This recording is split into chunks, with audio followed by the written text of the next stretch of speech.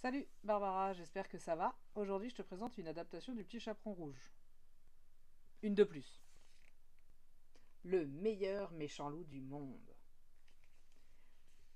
Pour son histoire, le Petit Chaperon Rouge a besoin d'un méchant loup qui fait peur, très très très très peur. Or, c'est pas trop ça dans la forêt, les loups qui font peur, hein. Parce que déjà, lui là, son problème c'est que il est tout petit. Est-ce qu'il peut vraiment faire peur? Pas trop.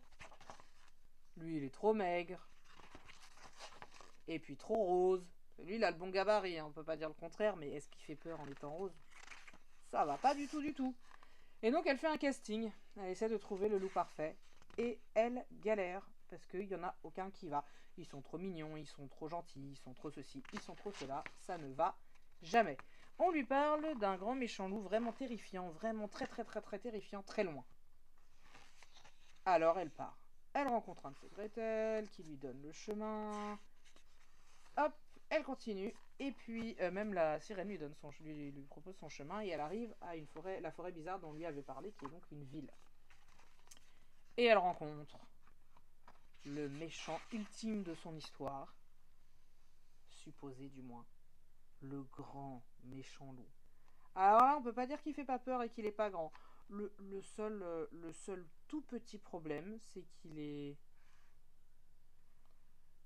végétarien et gentil.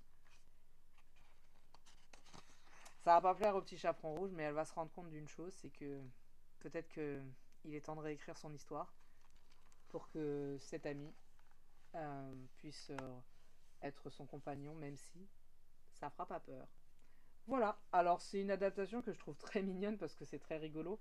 Déjà l'idée que le petit chaperon rouge aimerait bien avoir un antagoniste à sa mesure, c'est quand même assez rigolo.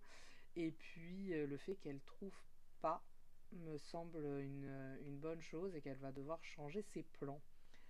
Voilà, c'est d'autant plus pour moi intéressant qu'effectivement on revient un peu sur le méchant loup et sa vision du méchant loup, etc. Notamment parce que le loup est un peu en voie de disparition et en difficulté dans nos pays. Et il est très chassé quand même. Donc du coup, c'est vrai que réhabiliter un peu son image, c'est pas mal. Même si, moi j'avoue que le côté je suis gentil, je suis végétarien, ça me gonfle.